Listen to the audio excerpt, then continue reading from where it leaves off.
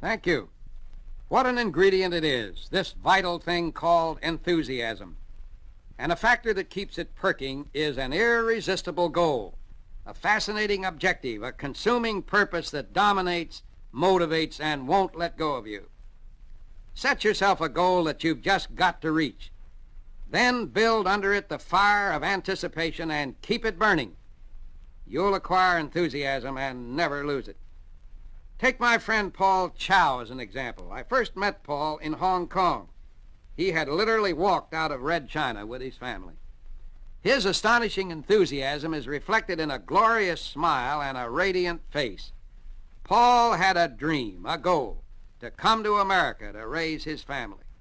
He was very poor and one of the thousands of refugees crowding into Hong Kong. But Paul had something of much more value than money. He had faith, purpose, enthusiasm. We helped them to move to Pauling, New York, where his family has made a real place for themselves in the community life. One vivid picture I carry in mind.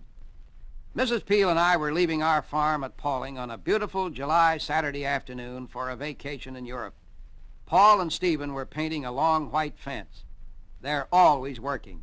They have a goal, so they work.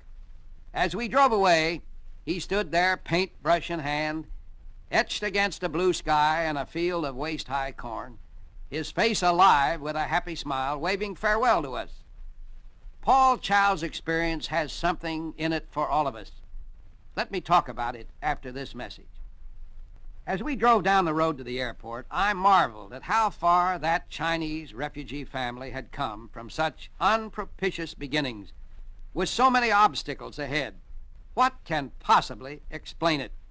That's easy. It was a goal, an objective, a purpose. It was aspiration for a better way of life.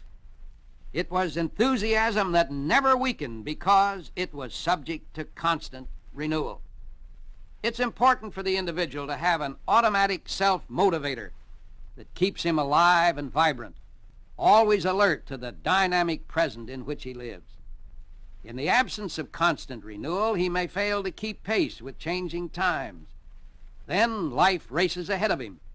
He becomes not a living, vital man, but a relic who fades each day further into the dead past. Possessed of enthusiasm, one is a citizen of the present regardless of how many years he has dwelt upon this earth. Such a vitalized person cannot possibly become a has-been. He's perpetually the is-now type.